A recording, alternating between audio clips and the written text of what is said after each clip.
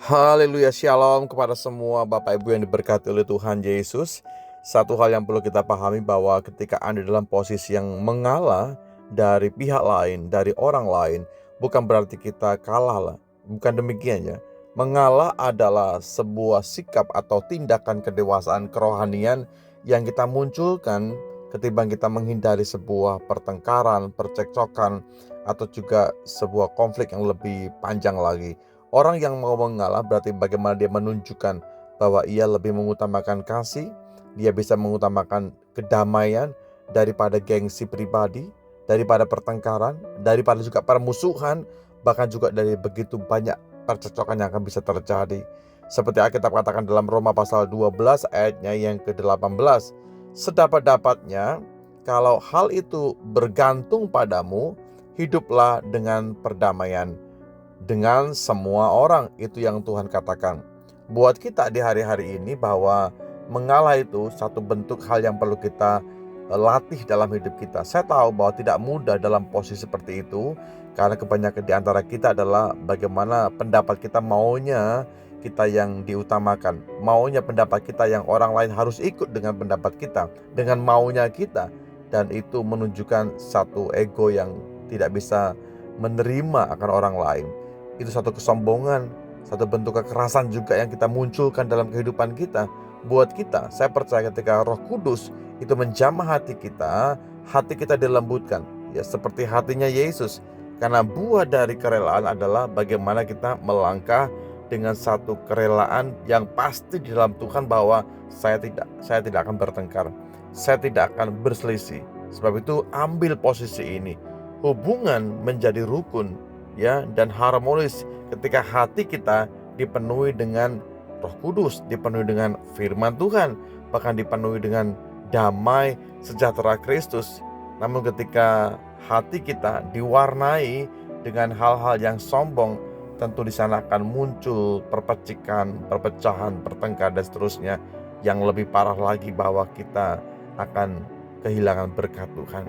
Sahabat-sahabat saya, jangan biarkan hati kita keras hari ini dan tidak mau mengalah. Ingat, mengalah bukan berarti kalah. Justru ketika kita mengalah, kita menunjukkan kemenangan atas ego kita, ya masing-masing pastinya. Mulai hari ini siapapun kita akan belajar bersama-sama menundukkan hati kita kepada Tuhan. Kita akan belajar bersama-sama dari Kristus pastinya. Dia merendahkan dirinya supaya bagaimana hidup kita membawa damai.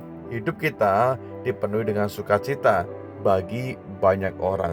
Ketika terjadi hal demikian, saya percaya bahwa orang-orang yang demikian akan menikmati berkat Tuhan. Ya, damai itu ada karena apa? Menghindari percekcokan, menghindari pertentangan dengan dia mengalah. Sekali lagi bahwa ini posisi yang tidak mudah, saudaraku, karena seringkali mengalah itu dianggap orang itu tidak bisa berbuat apa-apa, dianggap bodoh, dianggap itu tidak bisa memberikan faedah apa-apa. Tapi dengan baik-baik, itu kekuatan buat kita. Saya alami beberapa kali bahwa ketika kita mengalah, kita akan mendapatkan satu power yang lebih lagi, kita mendapatkan pijakan yang lebih lagi. Ternyata kita bisa mengalahkan keegoisan kita, kita bisa mengalahkan keangkuhan kita pastinya. Dan di sanalah Tuhan akan pakai setiap kita. Tuhan akan pakai tapak kekuatan itu untuk melangkah lebih dan lebih lagi. Puji Tuhan, ini firman Tuhan kiranya menjadi kekuatan buat kita yang mendengarkannya hari ini. Terima kasih Bapakku dalam sorga buat kebenaran firman yang bisa kami selalu terima. Sungguh Tuhan, firman-Mu hidup, firman-Mu kekuatan. Biar kami belajar untuk bisa mengendalikan hidup kami, mengendalikan diri kami Tuhan. Kami menghindari percekcokan, kami menghindari pertentangan dengan mengambil sebuah sikap mengalah Tuhan.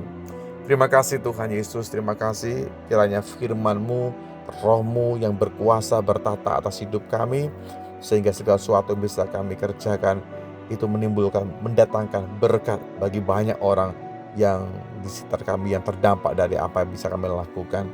Terima kasih buat luar biasanya firman-Mu, terima kasih buat kekuatan-Mu. Kami di dalam Engkau dan Engkau di dalam kami. Segala puji bagi Tuhan, segala kemuliaan, keagungan kami persembahkan hanya bagi Tuhan saja. Di dalam berkat nama-Mu Yesus Tuhan, kami berdoa dan bersyukur. Haleluya. Amin.